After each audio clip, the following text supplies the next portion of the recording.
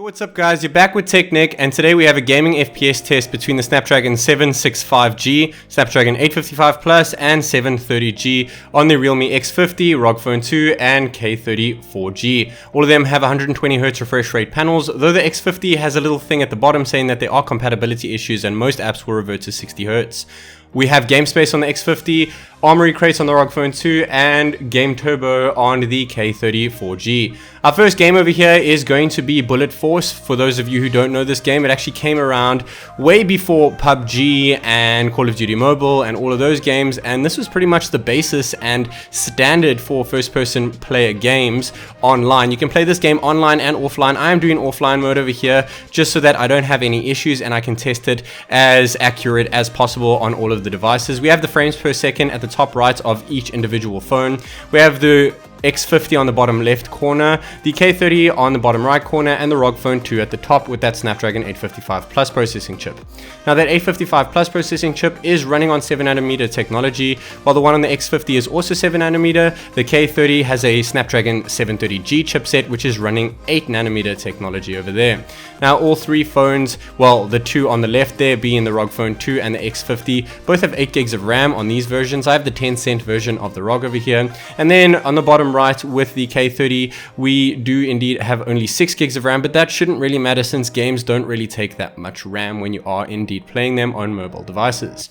I also have a time at the top right hand corner to indicate how long we have left of this, and really interesting here guys, 106 frames per second on the Redmi K30 as opposed to 75 FPS on the ROG Phone 2. 60 is pretty much the cap on the X50 since I have tried so many things guys. I cannot justify how many things I tried. I spent hours trying to get the X50 to run games at 120 FPS, but no matter what I did, no games that I tried could actually run at 120 frames per second. I was really disappointed with it because I really wanted to test this thing out, but I thought I'd just go ahead and do the video anyway to show you guys that this is a real problem. For any of you guys that do actually know about this issue or have solved this issue, please let me know in the comments down below. I'd really be interested to see why this is happening. They say something about low power mode being on. I assure you all of it was off. I did everything humanly possible to get it right.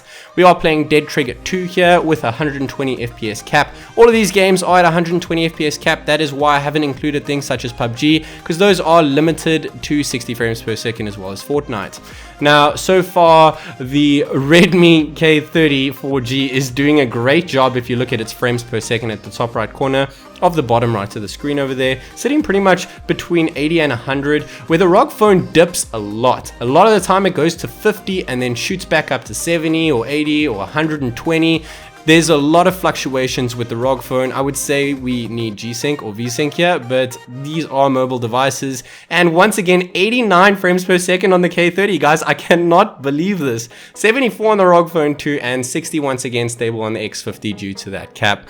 I really cannot get over the fact. I even spoke to my wife, guys. I was like, you know, the Snapdragon 730, well, it's busy killing the 855 Plus. I cannot believe it. This is Mortal Kombat over here on Android. Also 120 FPS cap. Once again, we have those fluctuating dips on the ROG Phone 2. This is the 10-cent version, so I'm not sure if that has anything to do with it, guys. But seriously, an 855 Plus processing chip should not be dipping this much. I will definitely be testing out phones such as the OnePlus 7T and the Realme X2 Pro to see if I have the similar issues, though those are 90Hz panels and not the 120 Hz that we have over here. The Redmi is doing really well once again at 90s pretty much across the board, where the Realme is doing pretty much 60, barely ever dipping, so it's very nice and stable. That Snapdragon 765G chipset is not only efficient, but it's quite powerful here. I'd really love to see what it can actually do with 120 frames per second. I don't know if it's a limit on the processing chip or on the phone itself, but if anyone actually has the Redmi K35G with the Snapdragon 765G chip, please let me know what is happening with that. I don't know if it's just Oppo software on Realme over here. I'll definitely be checking out the other Oppo that I have, which is the Oppo Reno 3 Pro 5G, to see that 90Hz panel. And with Mortal Kombat, we have 96 FPS on the K30, 77 on the ROG Phone 2, and 60 once again stable on the X50. Guys, my eyes are bigger than my stomach right now. I cannot believe what is happening here. you guys are just gonna have to take my word for it. I guarantee you this is 100% accurate. If you would like me to do a live video, I'd be happy to do that, to actually show the results on the phones themselves if you do not believe me. But I can be blatantly honest with you guys, these are the results. And as you guys can see here, this is where the ROG Phone 2 is shining with Gear.Club here. It is doing around 50-55 frames per second, where the Redmi and the Realme are sitting at about 30, though the Realme is actually doing a little bit better than the Redmi this time at about 40 frames per second here. I'm pretty impressed with that there. With the Realme, we have 120 FPS cap on Gear.Club, though none of these phones can actually outperform that 120, let alone 60, because of the raw graphics of this game. It looks absolutely stunning, pretty much the closest to a car simulator that I've seen of graphics qualities that you see on PC or on console. It looks absolutely stunning. Be sure to check this game out. It is 100% free. As you guys can see the time at the top right hand corner over there, we're going into results for this.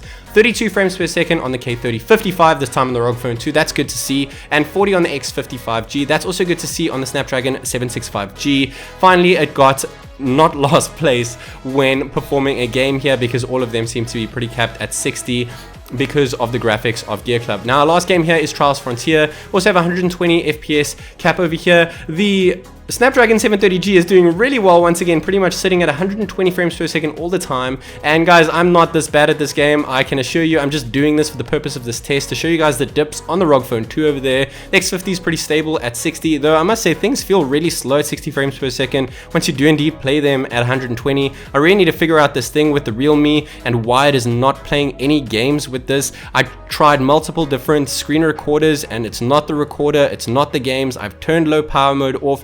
Oh, just to let you guys know, I have enabled high performance mode on the Realme over there to keep things as snappy as possible, as well as its game space. Obviously, we have Armory Crate, so I have X mode on the ROG Phone 2, and we do have Game Turbo on the K30 with that Snapdragon 730G, which is seriously impressing me here, guys. So that is the end of all of our games here. We're going to just check the results.